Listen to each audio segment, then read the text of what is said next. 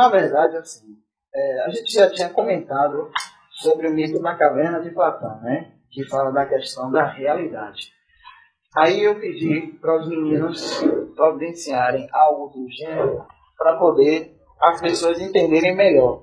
E aí a gente começar a trabalhar essa questão que é tão importante e que nem todo mundo consegue assim, entender tão facilmente, né? Porque são coisas que às vezes nós estamos envolvidos que não conseguimos distinguir realmente o que é realidade, né? Porque realidade, de fato, é uma coisa assim que depende de sentimento, de sensações, sensibilidade. É um conjunto, né, de coisas que fazem com que vocês tenham essa abertura de perceber essa dinâmica da verdadeira realidade, tá? Porque essa que vocês vivem hoje não é a verdadeira realidade, não. Então, é uma coisa que a gente vai trabalhar muito para poder vocês entenderem, tá certo? Vocês já ouviram falar do mito da caverna de Platão, né? Aqui por mim e também fora, não é isso? A maioria de vocês, certo? Por que ficou calado assim? O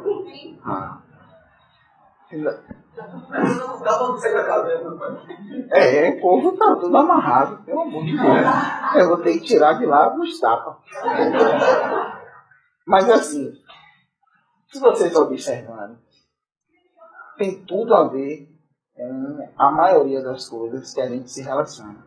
É porque, muitas das vezes, a percepção material ela é muito intensa, né? Então ela provoca, assim, uma dinâmica, né, de relações, de vida, de tudo que vocês acabam perdendo essa sensibilidade, que é muito mais próxima da ideia espiritual, e aí começa a projetar pensamentos, e esses pensamentos, eles começam a modificar a realidade. Então, isso foi tão intenso durante muito tempo que a realidade ela vive paralelo a essa, né? Foi tão assim imaginado isso que aí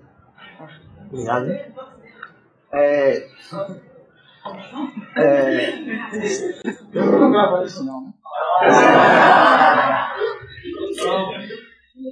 E aí o que acontece? Que naquela foto, né, que a gente mostrou das duas terras, é justamente aquela cinza que nós estamos vivendo hoje aqui.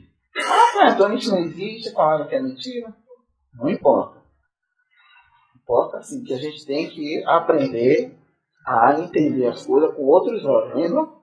Então esses olhos materiais não dá a possibilidade de você enxergar esse outro planeta azulzinho. Tá? Mas bote o vídeo, meu filho, que aí a gente vai trabalhando e aí tirando as dúvidas das pessoas depois.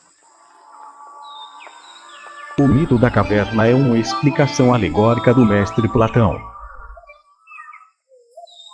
Aparece no 7º livro de A República.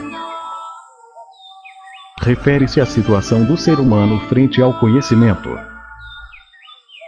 Com ele, Platão tenta explicar a existência de dois mundos. O mundo sensível, conhecido através dos sentidos, e o mundo inteligível, só alcançado mediante a razão. Platão criou, em sua alegoria, uma caverna na qual permaneciam desde o nascimento homens prisioneiros. Estes estavam presos pelo pescoço e pelas pernas contra um muro, de forma que só poderiam ver a parede da caverna. Atrás do muro em que estavam presos, havia um corredor e uma fogueira. Pelo corredor andam homens, que carregam todo tipo de figuras, que projetam a sombra sobre a parede, umas com formas humanas, e outras com formas de animais. Os homens que carregam as estátuas, às vezes mantêm conversas que os prisioneiros escutam.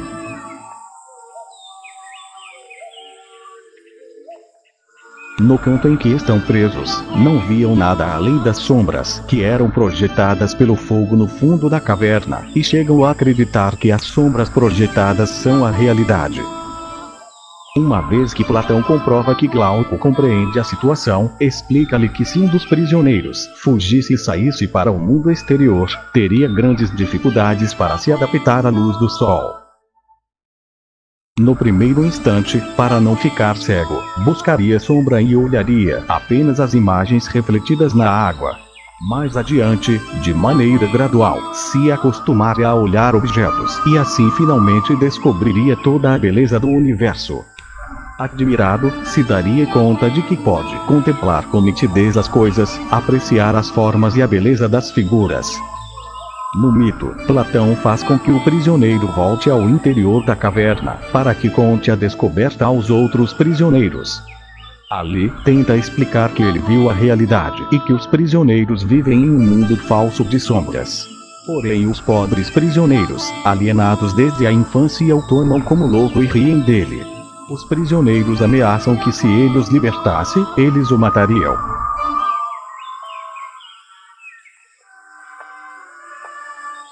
Neste mito, o ser humano se identifica com os prisioneiros. As sombras dos homens e das coisas projetadas na parede são as aparências, captadas por meio dos sentidos e tomadas como reais, o mundo sensível. As coisas naturais e o mundo fora da caverna que os prisioneiros não veem é um mundo inteligível, no qual a máxima ideia é a ideia do bem e está representada pelo sol.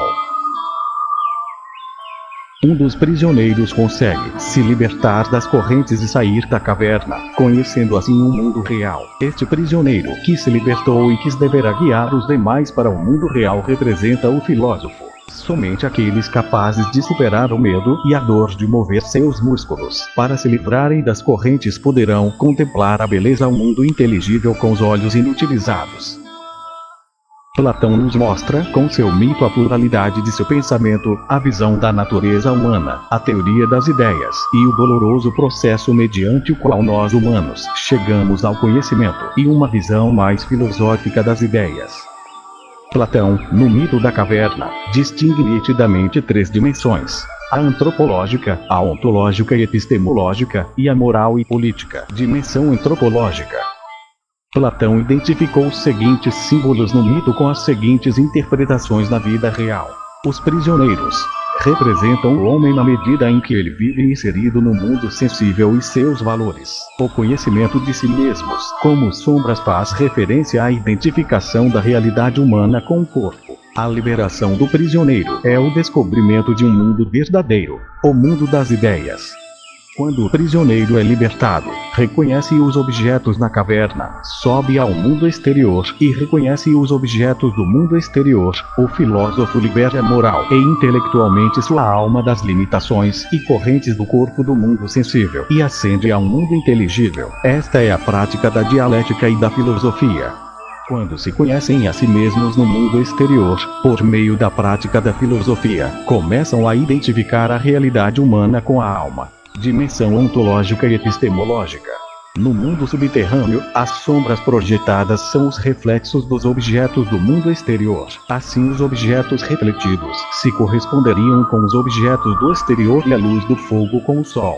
No exterior, os objetos refletidos na água seriam as ideias matemáticas. Os objetos em si corresponderiam às ideias superiores, e o sol seria a ideia do bem. Quando o prisioneiro sobe, ascende no mundo inteligível e se traduz na abstenção do ser. Dimensão moral e política. Platão sente a necessidade de libertar o prisioneiro, por isso emprega com frequência a expressão "se você o forçar ou se a força arrastá-lo". Isto, na vida real, representa que o destino do homem não é no mundo físico, e sim no mundo absoluto e divino das ideias, pelo que é necessária a dialética ou filosofia para o cumprimento deste destino.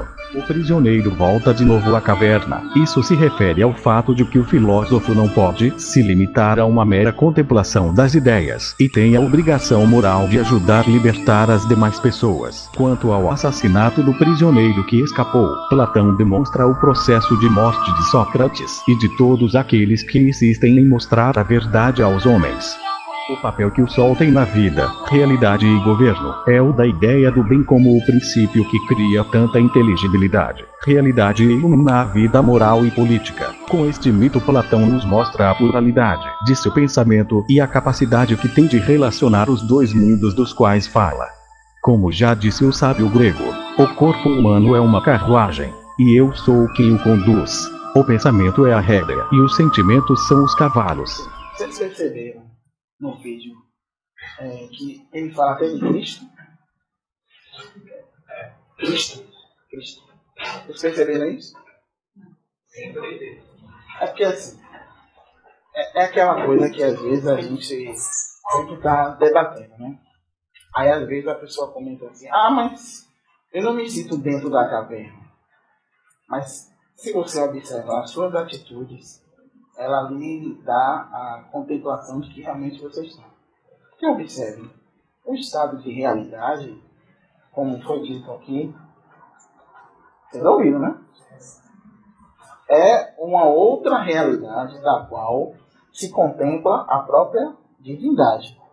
Fala divindade no sentido de mundo espiritual, né? Mais elevado.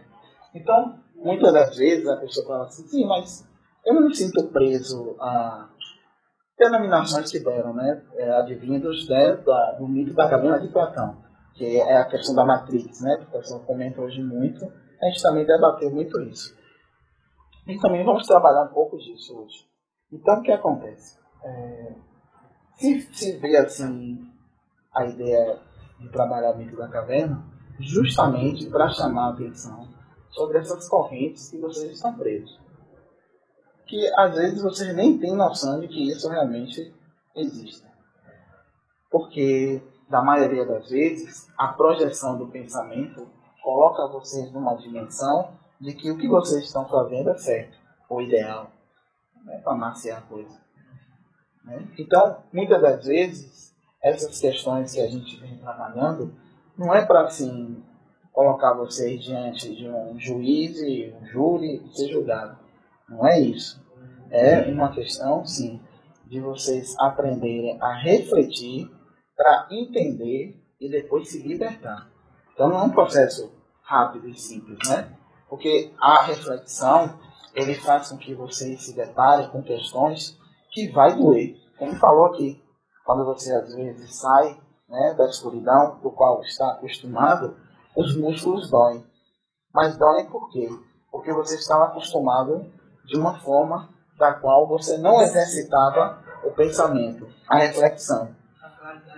A claridade cega, naquele momento, né, de transição, mas a contemplação do que a realidade representa, ela dá uma sensação de liberdade de fato. Tá? Então, tem questões assim que depois, se for o caso, a gente até trabalha melhor, pausadamente, né, o vídeo, mas o que a gente hoje está propondo é justamente o quê? Fazer com que vocês consigam perceber que vocês ainda estão acorrentados de forma tal, com o mesmo reflexo que a caverna aqui representa. Aí se for assim, então, mas não faz sentido não. Faz sim. Faz. E muito. Porque às vezes você sabe o que você tem que fazer, mas você não faz. E isso demonstra que você está muito acorrentado. Então, essa ideia de libertar é para proporcionar também a outras pessoas essa sensação de liberdade. Porque a ideia da filosofia, na época, era fazer com que as pessoas refletissem. Né? Que tempos, né, para as coisas estarem acontecendo em determinado momento, né, que a humanidade vivia. Então, a filosofia, ela surge com um papel importantíssimo naquele tempo. Né? Libertar as pessoas de tal forma que elas se sentissem na condição individual de alma e percebessem o que determinaria o seu próprio destino. Que o próprio vídeo também comentou do destino. Vocês ouviram, não foi? Então, você vê que tudo que a gente às vezes vem conversando acaba se deparando com algo que já foi revelado de uma outra forma, de um outro ponto de vista. Porque aqui é um outro ponto de vista que a gente está trabalhando para justamente movimentar essa energia e possibilitar vocês de enxergarem esse outro mundo do qual a gente já havia comentado, né? Então, a gente vai passar um outro vídeo para a gente começar a emendar, né? Ligar um ponto ao outro para você ver como é importante esse ponto de libertação que tanto a gente comenta. Eu queria que você comentasse também Tá a bom. respeito de Cristo que tu falou, né? É o que a humanidade faz com todos os mestres, todos aqueles que saem da caverna e tem que voltar para tirar, libertar o mundo. Porque as pessoas, né, por mais que se fale assim em Cristo, tem gente que chora, né? Aquela coisa toda. Mas assim, tem algo ainda impregnado em vocês relacionado àquilo que aconteceu com ele. Porque aquela imagem, né, dele ser crucificado, apanhado daquele jeito, marcou muitas pessoas. E aquela impressão ainda não se desfez completamente. Então muita gente tem medo de se revelar para proporcionar a outras pessoas a sensação de realidade, com medo de algo daquele tipo acontecer. Vocês entenderam isso? É porque, assim, falando hoje, parece que é uma coisa assim estranha. Quando não foi há 2.000, quase 3.000 já. Quase 3.000 anos atrás, sim. Mas muitos de vocês estavam lá. E aí, aquela realidade manifestada causou assim uma cicatriz na alma. Porque o entendimento daquele tempo não permitia as pessoas entenderem o que de fato ele estava fazendo. Então, ela se mutilou daquela forma e acabou trazendo isso até o tempo de hoje. Então, essas amarras, né, elas têm um significado muito antigo mesmo. Porque a ideia dele, na verdade, era demonstrar que, por mais que o sacrifício exista, um bem maior sempre vai ter que sobressair em relação a tudo na vida. Então as pessoas têm medo, né, de se revelarem justamente achando que coisas daquele tipo possam acontecer. Mas ela não fala isso de uma forma didática. Ela tem isso dentro do íntimo. E o reflexo, né, do íntimo é justamente não criar circunstâncias. Quer ver uma coisa? Chico Xavier lançou vários vídeos, não foi? As pessoas, mesmo lendo o livro, tendo aquela toda facilidade de entendimento, porque o livro era bem explicativo, tinha umas coisinhas assim mais, mas as pessoas não conseguiram entender o que estava se falando ainda naquele tempo. E não é tão distante de hoje, né? Então imagine, há quase 3.000 anos atrás, como as coisas que aconteceram naquele tempo e que hoje ainda repercutem. Então, as pessoas, elas ainda têm essa cicatriz dentro de cada um, né, de alma. Então, não permite ela, às vezes, buscar a realidade à luz, porque acha que vai doer os músculos. Então, essa forma, né, de colocar a ideia da realidade e da ilusão foi assim, buscada justamente para as pessoas tentarem refletir sobre vários aspectos da sua própria condição humana e espiritual encarnada, né? E perceber o quanto é importante alcançar essa liberdade que ele fala aqui, né? Porque na medida em que você consegue se libertar, você consegue ter a capacidade de libertar outra pessoa. E assim sucessivamente. Mas essa questão de libertação é diferente de fascinação. Entendeu? A pessoa confunde, né? A turma que eu estou tentando ajudar ela, assim como, eu falei para ela disso, eu falei, calma. Ela está preparada para entender isso? Ou você tinha que procurar uma linguagem comum a vocês para poder criar essa interação? Porque ajudar as pessoas não é tão simples como se imagina, não. Porque a gente diz assim, não, mas a gente tem que ajudar.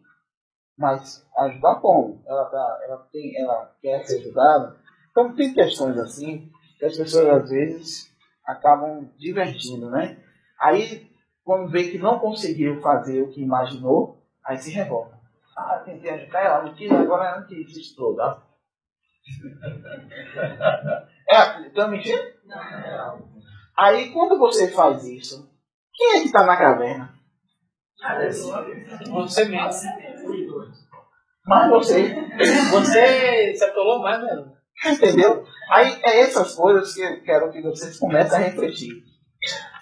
Quando vocês eram para a gente de uma forma, continuam agindo da mesma, continuam mais presos ainda.